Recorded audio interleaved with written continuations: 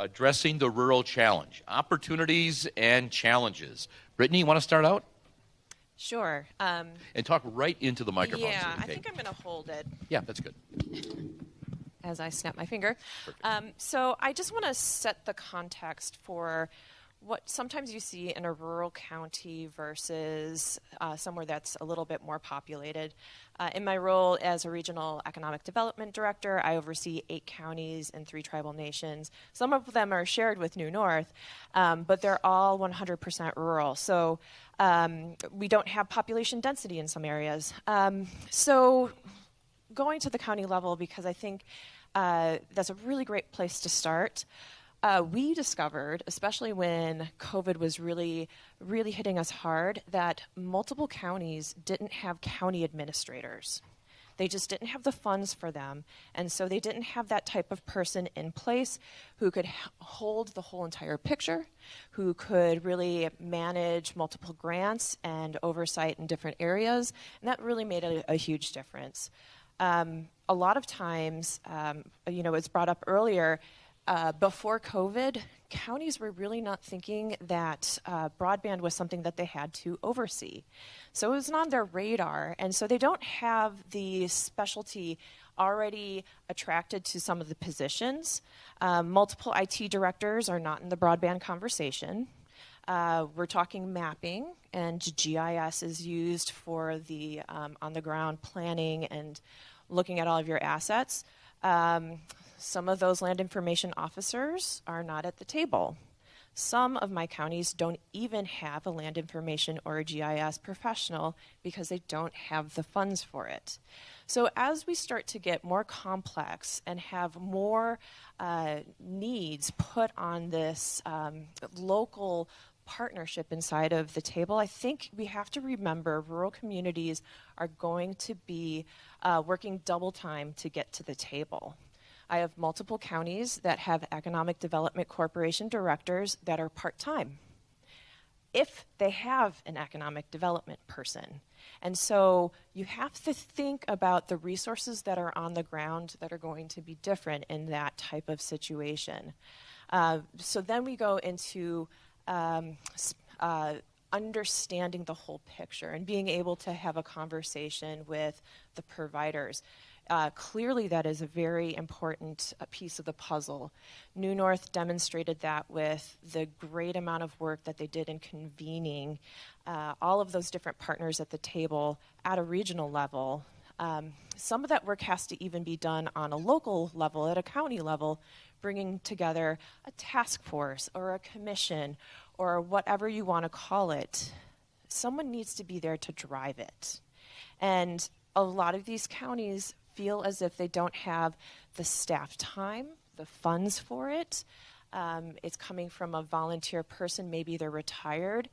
But the truth of the matter is that to get to a really good multi-million-dollar grant proposal, you have had to have been doing at least 6 months to a year of work in order to be viable.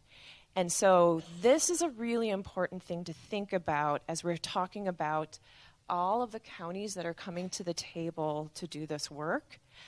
And then let's bump it up just a little bit. So my sneaking suspicion is that these BEAD dollars that are going to be flowing down, to be competitive, you're going to have to be sitting in somewhere in the $10 million mark.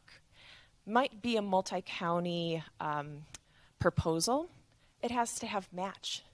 And so having some way to support the building of that match is going to be really important. New North did that specifically for the EDA and is willing to do that for other items. And with Grow North, we're kind of sitting like 3 steps back, but still doing the same thing. But we're very well aware that someone needs to have that energy and the drive to do that. But there's so much learning that has to happen. And that really comes from technical assistance consulting programs that could be available. That was certainly something that we talked about at the task force level. I'll just bring up a Minnesota example because it happens. The Blandin Foundation has technical assistance that the communities can go through kind of a broadband boot camp. And then after they're done with that broadband boot camp, they have the capacity to apply for a first planning grant. And so how do we build those models inside of Wisconsin? There's real hope that that is available. I would say as a technical assistance model, especially in rural communities and all over the state, we lean on the extension officers. So if you have a UW extension office, hopefully someone in that office is doing the community and economic development, and that could be a resource. But it's really thinking about who can be the guide on the local level. And this is a behemoth of information to learn, right? So we need guides. We need continual leadership at that level. I won't go into what we've done to help all of the regions of economic development just a little bit, but we know that New North is doing this work. Grow North is doing this work. M7, MadRep, Seven Rivers, we're all doing this work, and we're working together to make sure that if there's best practices happening, we all are looking at it. Everyone talks about August as like the shining example. He's so modest. But he's really the person who, of course, he's in Brown County, and they did that mapping and have the way forward that we're all looking at. And that can be adapted to a rural model.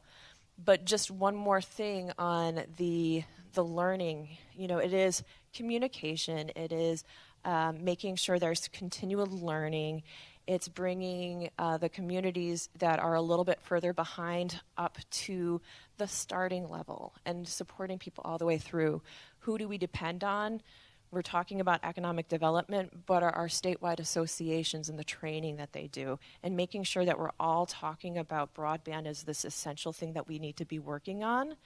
And then you're going to see the results. So I would say almost every county that I have has had successful PSC grants, and those who are just coming to the table are now very well aware of the urgency behind broadband.